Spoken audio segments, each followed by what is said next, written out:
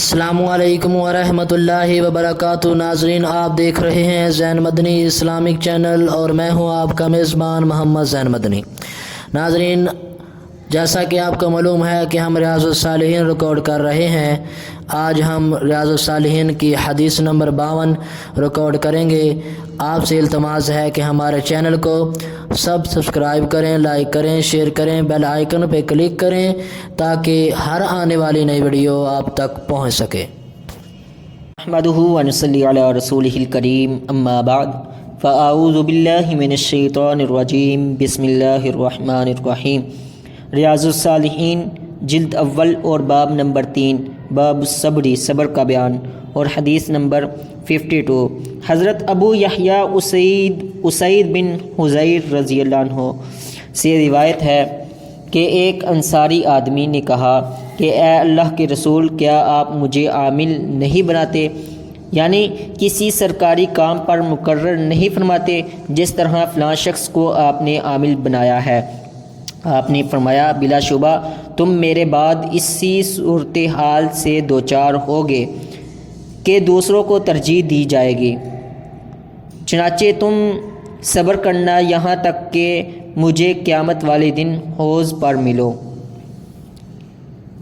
اسے بخاری و مسلم نے روایت کیا ہے۔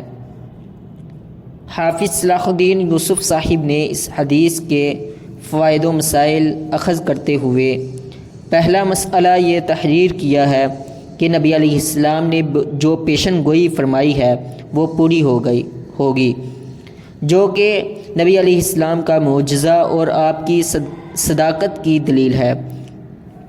دوسرا مسئلہ یہ تحریر کیا کہ وہ حوض کوثر ہے جو آپ کو جنت میں یا میدان محشر میں عطا کیا جائے گا، جہاں آپ اپنے دست مبارک سے اپنے متبع اور موحد مسلمانوں کو شراب طہور کے جام پلائیں گے، جس سے پینے والا پھر کبھی پیاسا نہ ہوگا۔ تیسرا مسئلہ یہ تحریر کیا کہ عہدوں کی طلب اچھی بات نہیں ہے، ایسے طلبگار ان عہدہ و منصب کو عہدے دینے سے روکا گیا ہے۔ البتہ صرف اس صورت میں عہدہ طلب کرنا جائز ہے کہ جب کوئی شخص اپنے آپ کو اس کا اہل تر سمجھے اور کوئی دوسرا اس جیسا سمجھدار، معاملہ فہم اور صاحب زہد و تقوی نہ ہو، جیسا کہ یوسف علیہ السلام نے کیا تھا۔ راوی حدیث حضرت ابو یحییٰ اسید بن حضیر رضی اللہ عنہ۔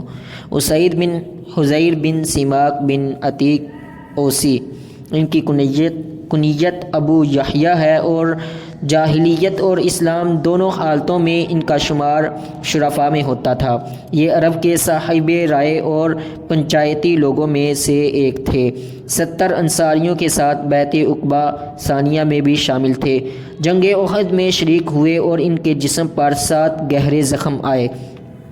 جب سارے لوگ نبی علیہ السلام سے ہٹ گئے، یہ اس وقت بھی سائے کی طرح آپ کے ساتھ ساتھ تھے۔ یہی وہ جلیل القدر صحابی ہیں جو قرآن کی تلاوت فرما رہے تھے تو آسمانوں سے فرشتے ان کی تلاوت سننے کے لیے آئے تھے۔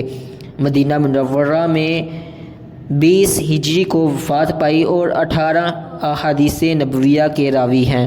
وما توفیقی الا باللہ۔